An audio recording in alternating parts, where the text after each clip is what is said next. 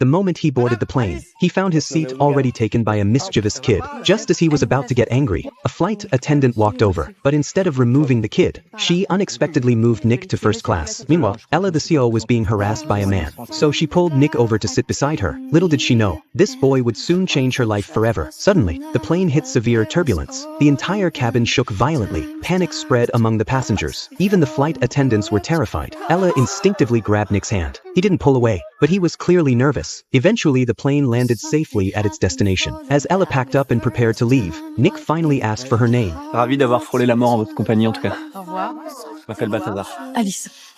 Watching her walk away, Nick felt a wave of disappointment. Then by chance, he noticed a USB drive lying on the floor. Ella had dropped it without realizing. He quickly unbuckled his seatbelt and ran after her, but she had already gotten into a car and disappeared. The next day, Ella walked confidently into the office. Her commanding presence earned respectful smiles from everyone around. But when she turned on her computer to access important files, she suddenly realized her USB was missing. In a moment of panic, she remembered Nick from the flight. Hoping for a miracle, she called his number. Nick excitedly told her he had the USB. Without hesitation, Ella rushed to meet him at the bar, but the USB wasn't with Nick, so Ella had to go home with him to retrieve it. When she stepped outside the bar, she was stunned. A small beat-up pink scooter stood before her. She never imagined riding something like that with someone like Nick, but when she saw the sincerity in his eyes, she quietly agreed. When Ella fumbled with the helmet, Nick stepped forward to help. At that exact moment, one of Ella's co-workers snapped a photo. From their perspective, it looked like a kiss, and it was sure to be a juicy story. After retrieving the USB at Nick's house, Ella turned and left without saying much,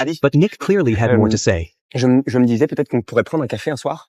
Écoutez, je sais que c'est très à la mode en ce moment et c'est vraiment gentil, mais je suis débordée, puis c'est pas du tout mon genre. Au revoir.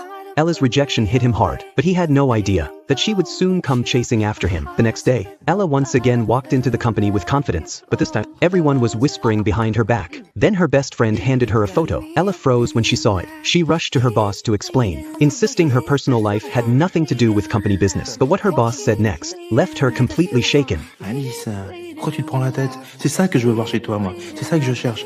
Un peu de folie, un peu de magie. Là, avec le petit, tu me fais rêver. Là, t'as l'esprit rebelle. Et c'est bien, c'est ce que j'aime.